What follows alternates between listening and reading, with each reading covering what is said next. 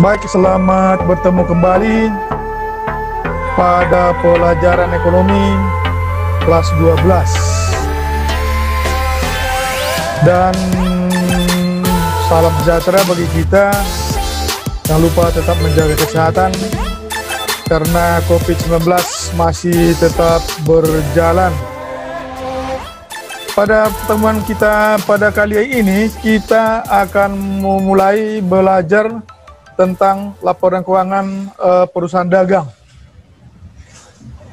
Laporan keuangan itu adalah merupakan tahap penyajian posisi keuangan dan kinerja keuangan suatu entitas yang terstruktur. Sebagaimana yang sudah kita pelajari pada pelajaran sebelumnya di perusahaan jasa, laporan keuangan itu ada 6 jenis. Tetapi dari 6 jenis itu ada 4 laporan keuangan yang utama yang selalu harus disajikan. Keempat tersebut adalah yang pertama laporan laba rugi, yang kedua laporan perubahan ekuitas atau modal, yang ketiga laporan posisi keuangan atau neraca, yang keempat adalah laporan arus kas.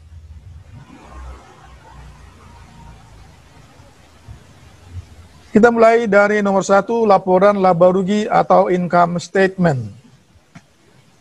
Laporan laba rugi adalah laporan yang menggambarkan tentang aktivitas operasi perusahaan. Pada laporan laba rugi akan menyediakan rincian informasi tentang penghasilan yang berasal dari penjualan, beban atau biaya, laba atau rugi perusahaan pada periode akuntansi tertentu. Sebagaimana yang sudah dipelajari sebelumnya, laporan keuangan itu yang terdiri dari laporan laba rugi itu isinya berupa pertama adalah penghasilan atau income, beban, pendapatan. Kalau di sini pendapatan itu karena dia perusahaan dagang itu berarti adalah dari hasil penjualan barang dagangan. Pada laporan keuangan perusahaan dagang itu ada namanya harga pokok penjualan atau HPP, yang diakui sebagai biaya yang muncul akibat memproduksi suatu barang dan dijual dalam kegiatan bisnis meliputi biaya bahan baku, tenaga kerja langsung, dan biaya overhead. HPP secara sederhana dapat diartikan sebagai biaya penjualan. Nah, unsur-unsur HPP itu adalah, pertama adalah persediaan awal barang dagangan. Yang kedua, persediaan akhir barang dagangan. Yang ketiga, pembelian bersih. Nah, kalau dia dirumuskan, ini bisa seperti ini rumusnya. Harga pokok penjualan atau HPP sama dengan persediaan awal, ditambah dengan pembelian, ditambah dengan beban angkut pembelian, dikurangi retur pembelian dan pengurangan harga, dikurangi potongan pembelian, dikurangi persediaan akhir. Itulah rumus harga pokok penjualan. Setelah diperoleh harga pokok penjualan, maka akan kita masuk ke laba kotor. Laba kotor itu dari mana? Adalah dari hasil penjualan bersih dikurangi dengan harga pokok penjualan yang tadi. Nah, jadi laba kotor itu adalah pengukuran pendapatan perusahaan langsung atas penjualan produknya selama satu periode akuntansi. Yang ketiga adalah laba operasi atau laba usahanya. Laba usaha itu merupakan selisih antara penjualan dengan seluruh biaya dan beban operasi di luar dari pendapatan lain-lain dan biaya lain. Yang keempat adalah laba sebelum pajak. Laba sebelum pajak itu adalah jumlah laba yang diperoleh perusahaan sebelum pajak penghasilan. Jadi laba sebelum pajak itu adalah laba operasi tambah dengan pendapatan luar usaha dikurangi beban luar usaha. Yang keenam adalah laba bersih. Atau yang kelima ya, laba bersih. Laba bersih itu adalah kelebihan pendapatan dari hasil penjualan bersih terhadap harga pokok penjualan. Jadi artinya laba bersih itu diperoleh dari laba usaha ditambah dengan pendapatan luar usaha ditambah dengan beban, dikurang dengan beban luar usaha. Baru yang terakhir adalah pendapatan luar usaha. Ya, karena ini adalah perusahaan dagang, tentu ada pendapatan luar usaha di luar dari menjual barang dagangan. Nah, misalnya kalau dia perusahaannya perusahaan dagang, tentu juga kadang-kadang perusahaan itu bisa menjual barang-barang yang lain di luar dari barang dagangan yang biasa dijualnya. Misalnya bisa menjual yang sudah kadaluarsa, barang-barang yang sudah kadaluarsa, atau inventaris yang sudah kadaluarsa, itu bisa. Dan yang kedelapan adalah beban operasi. Ini beban operasi sebenarnya hampir sama dengan beban ini, tapi di dalam perusahaan dagang beban operasi itu ada dua jenis, yaitu beban usaha yang menambahkan beban dari penjualan dan beban administrasi dan umum. Ini langkah lucunya sudah jelas. Ini yang mengenai langkah-langkahnya bisa dibaca sendiri, tujuannya juga bisa dibaca sendiri. Kemudian format laporan laba rugi seperti juga sudah dipelajari pada perusahaan dagang juga sama, ada dua cara, ada single step dan ada multiple step, ya, ada single step dan ada multiple step. Apa artinya single step? Dengan single step itu seluruh pendapatan yang berasal dari penjualan maupun dari pendapatan lain-lain itu dikelompokkan, ditambahkan, diletakkan di atas di awal laporan laba rugi, baru dikurangi dengan seluruh biayanya. Nah, jadi nanti selisih antara pendapatan dan keuntungan dan biaya dan kerugian itu akan menghasilkan laba rugi. Nah, itu ya. Jadi dia seperti itu dia nanti. Nah, ini contohnya. Dengan single step, ini, jadi dia harga pokok penjualan sudah dihitung di luar dia. Sudah ada tadi rumusnya. Tadi dia sudah disebutkan umurnya. Jadi dia kalau dia dengan single step, dia langsung dapat penjualan bersihnya. Jadi penjualan bersih ini pun dihitung sudah di luar dari mana dapatnya. Penjualan bersih tadi dihitung dari penjualan dikurang retur penjualan, kurang potong penjualan. Inilah penjualan bersih. Nah, penjualan bersih di sini 93.500.000. Harga pokok penjualannya 64 juta, kurangkan. Nah, jadi penjualan bersih dikurangi dengan HPP akan diperoleh laba kotor.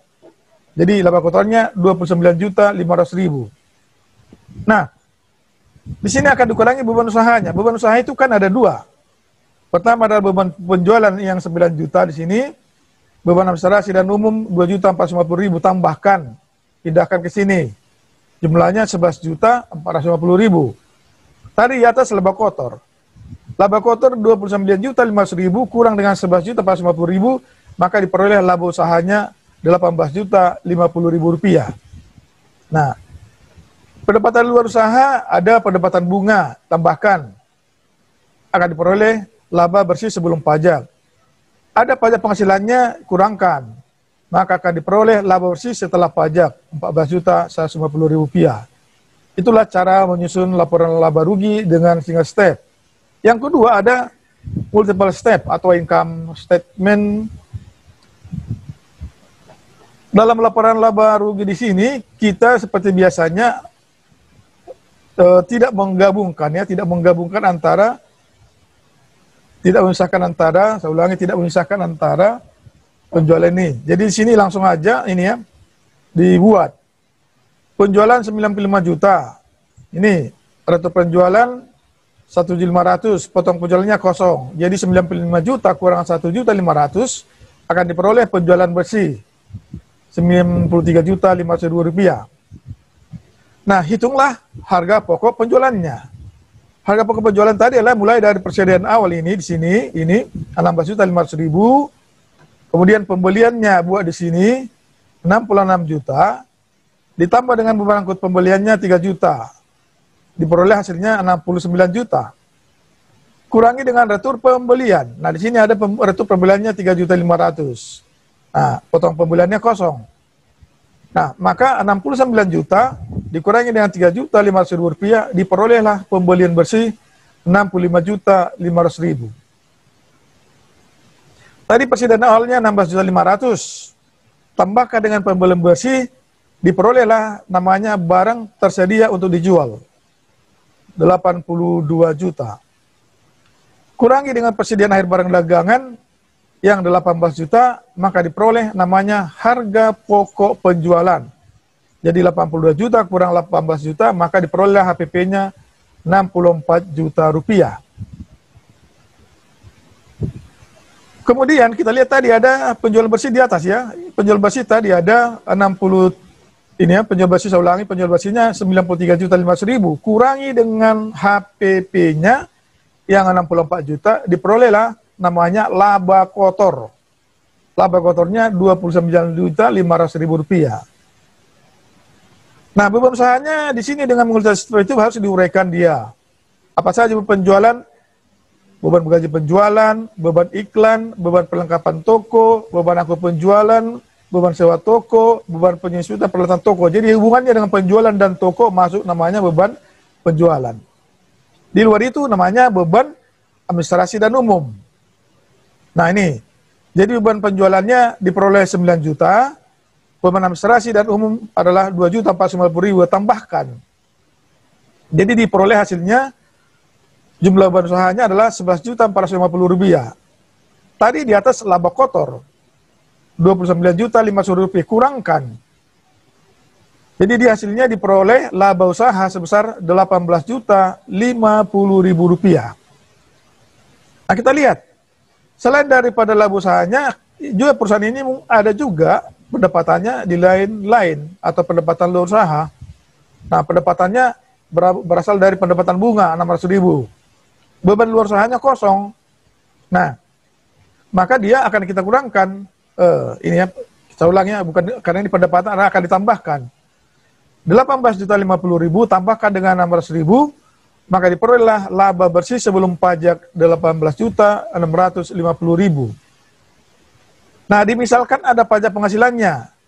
Pajak penghasilan itulah pajak yang dikenakan untuk laba perusahaan itu. Diperoleh ini 4.500.000, maka baru dapat laba bersih setelah pajak 14.150.000 rupiah. Nah, jadi sama ya. Tadi pun dengan single step sama juga. Laba bersih setelah pajaknya 14.150.000, dengan multiple step juga sama. Jadi tidak ada bedanya. Hanya saja dengan multiple step dia agak panjang, sedangkan single step itu dipersingkat. Demikian untuk penyusunan laporan laba rugi. Semoga bermanfaat dan berguna bagi kita untuk kemajuan kita. Sampai sekian untuk pertemuan kita, dan kita akan bertemu kembali pada pertemuan berikutnya. Salam sehat dan sampai jumpa kembali. Terima kasih.